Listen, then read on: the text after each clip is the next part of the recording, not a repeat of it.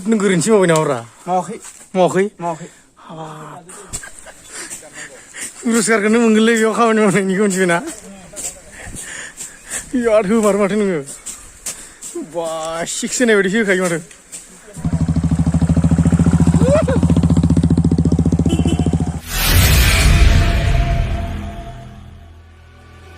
Hello' guys welcome back to माय MK YouTube channel नोंथांमोनखौ बयखौबो आंनि एमके इउटुब चेनेलाव फिन बरायफिनबाय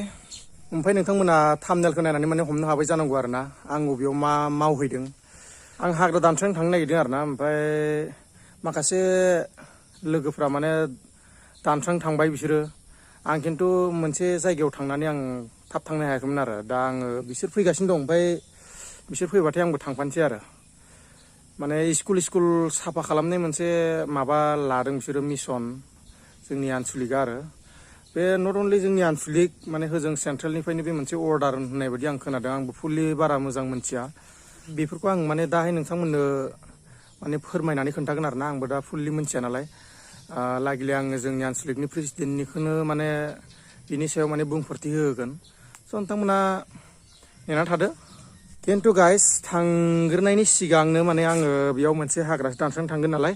सिखा माने लांफानांगौ आरो आंहा मोनसे दानस्रांग्रा बेसाद दा बेनिखायनो आंबो सिखा लांनो सानदां सिखा गोलाव दङ खिन्थु बिराद ओरैबायदि बुथुवा जानानै दं ओरैबायदि गरमखा मारै दानगोनथाय माने जाफबथारगोन दा एसे मोनसिगोन सान्दुङाव नायलांबाय थादो नोंथांमोनाबो एसे इन्टारेस्ट लालांदो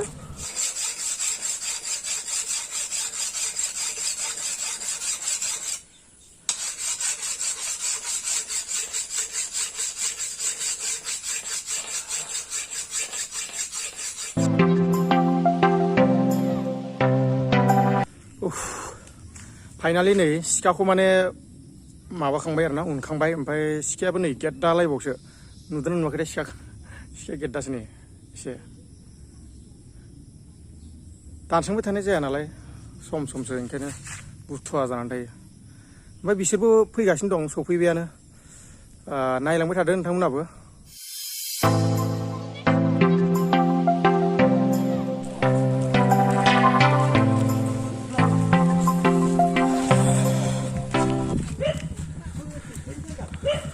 स्कुलानो बेनो फार्स्ट आं दानजेनसिगोन आरो मोननै स्कुल बिसोर दाननानै फैखाबाय दानहांबाय नै सेंग्राफ्रा हेलौ नारो बा नोंखौ गामसाजों बिराद देन्जार नुदोंलै गाहिला नुखाथारदों दहायनिफ्राय दाननानै बारा मेङाखै नामानलाय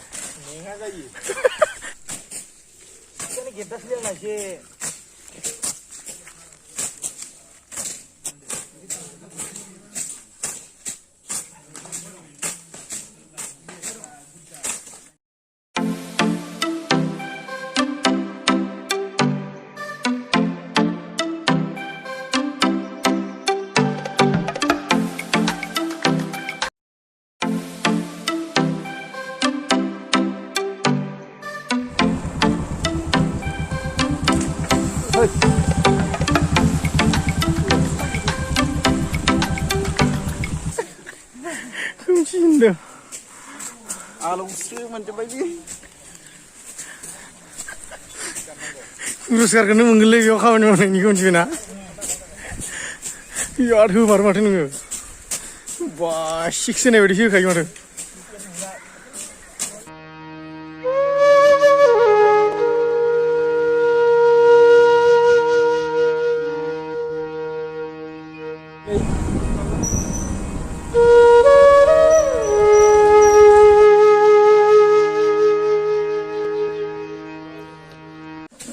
दानगासिनो दं जोबथ'वाखै दाबो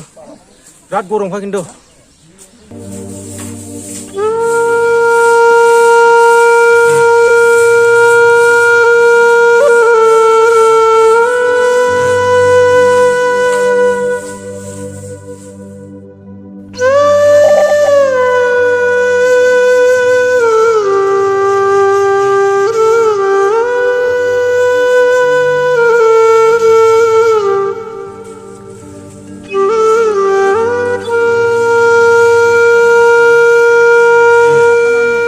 Miso naman nila, soy.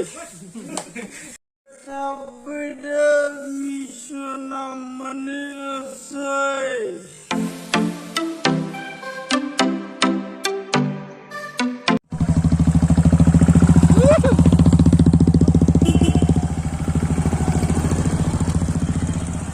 जोबाखै मोनसे माने बेलेग स्कुलाव फैलायबाय आरो ना एलपि स्कुलाव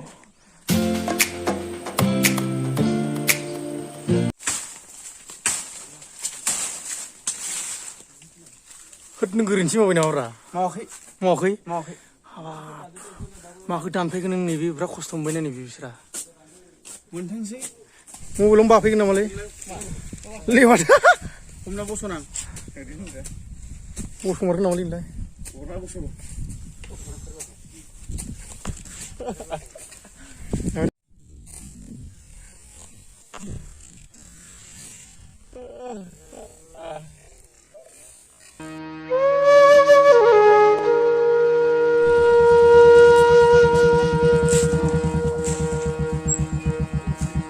फैयै फैयै माने लास्ट जोबफैबाय आरो ना फाइनालि ओमफ्राय बेनो लास्ट बेनो आरो बे मोनसे स्कुलखौ माने दानखांजोबबानो जोबसिगोन आरो ओमफ्राय ओरैबायदि हाग्रा दंखायो बेयाव मारै मोनखो आलौजोब्बाय माथो आलौजोब्बायना आलौजोब्बाय एकदम बिराद गोलोमबायबो मा जाबावनो टफि गानबानो बोरैबा मोनसे खर' सानायसो मोनो गुलांगोन थाब गुगोन खानाया टफि गानबाय थाना टफियाबो फुरुना मडेल आरो मोनबाय थागोन जाथारला एकदमबारे लास्ट बेनो स्कुला मेंबाय मा नामलाय स्कुल नामा रेंडक एमइ एलपि हाइ रेंडक एमइ एलपि हाइ दंजोबो बेयावनो एकदमबारे बेनो लास्ट आरो ना ओमफ्राय सिखाया नै लास्टनि लास्ट ओरैबायदि गोलाव लाबोना होबाय फुङाव आङो होख्लायथारनांसो माने गसंनानैल' दाननांगौ ओरै ओरै बिराद आलसिया बिनि फैलायबाय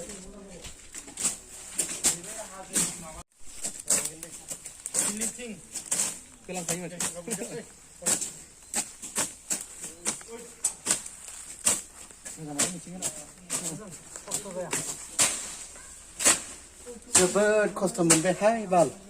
सान्दुं गोसायाव खस्थ' मावबाय जोबोद खस्थ' मोनबाय सोरनि जादोंमोनहाय एथ' खस्थ' मावनो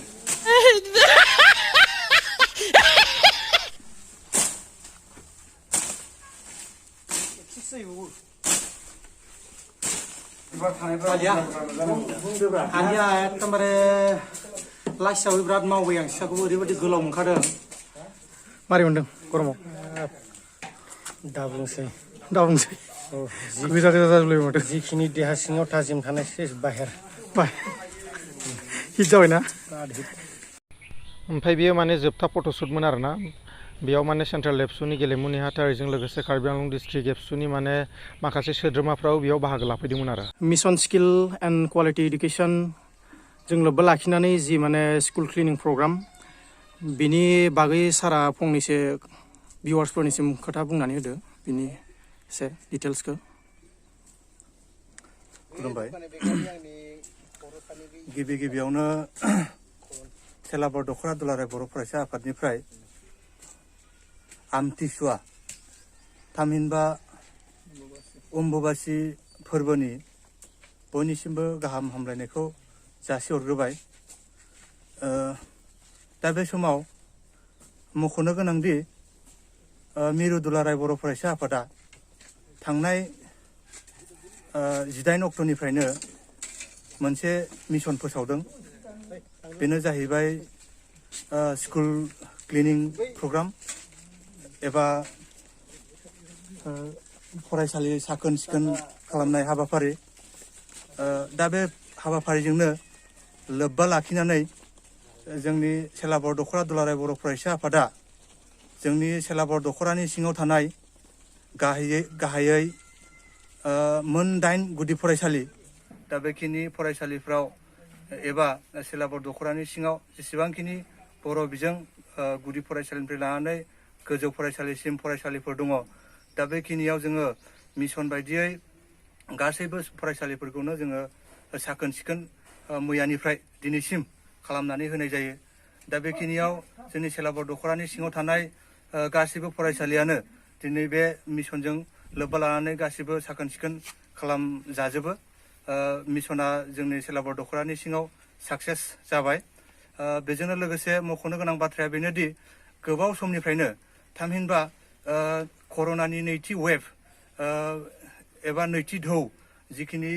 मार्च मासनिफ्रायनो फरायसालिफ्रा बन्द' जानानै दङमोन दिनैसिमबो बन्द'आवनो दङ दा बेखिनि समफ्राव फरायसालिफ्रा फांसन गैयैलाय गोबांखिनि हाग्राजों बुंफबनानै थादोंमोन आरो लोगोसे